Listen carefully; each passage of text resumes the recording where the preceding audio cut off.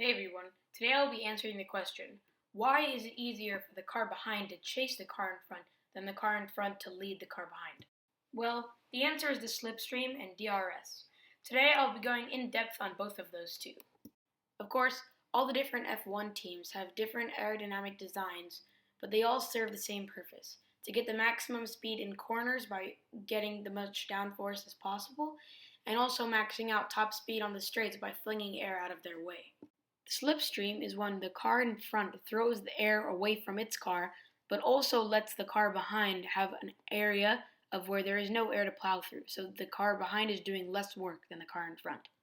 An example of the slipstream in use was in the French Grand Prix, where we had a big battle on the last lap, where it went from Norris, Ricciardo, Raikkonen, Hulkenberg to being Raikkonen, Hulkenberg, Norris, Ricciardo.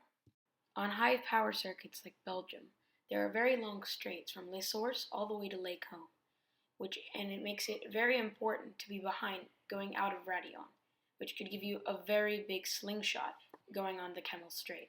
The final example I'm giving is in Russia. On the first lap of 2019 Russian Grand Prix, Charles Leclerc started from pole position, number 1, but Sebastian Vettel started behind him in third place. Sebastian Vettel caught the slipstream and it passed him on the first straight into turn 2 of the lap. That was the slipstream. Now we'll get on to talking about DRS.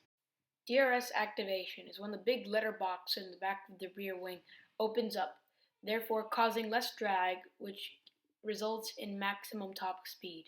DRS is activated when the car behind is less than 1 second farther from the car in front in a DRS zone. One question many people would ask about DRS is why it was implemented. It was implemented in 2011 to increase the amount of overtakes done during a race, because F1 races were considered boring. Circuits like Austria are very fast because a large portion of the lap is fulfilled with DRS.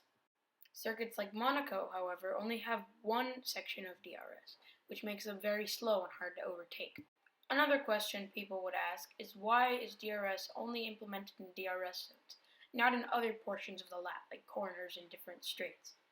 Well, the answer to that question is that teams and cars need more downforce on the car in corners, more stopping power while braking, so that the car can get slowed down in time to get a good speed through the corner.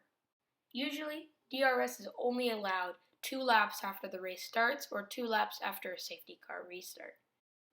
This year, in the last race of the season, Abu Dhabi, DRS had a fault and wasn't opening until lap 19 of the race.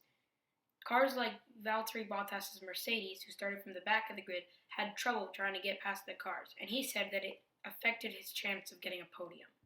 Thank you guys for watching. Please make sure to like and subscribe if you want some more Formula One content.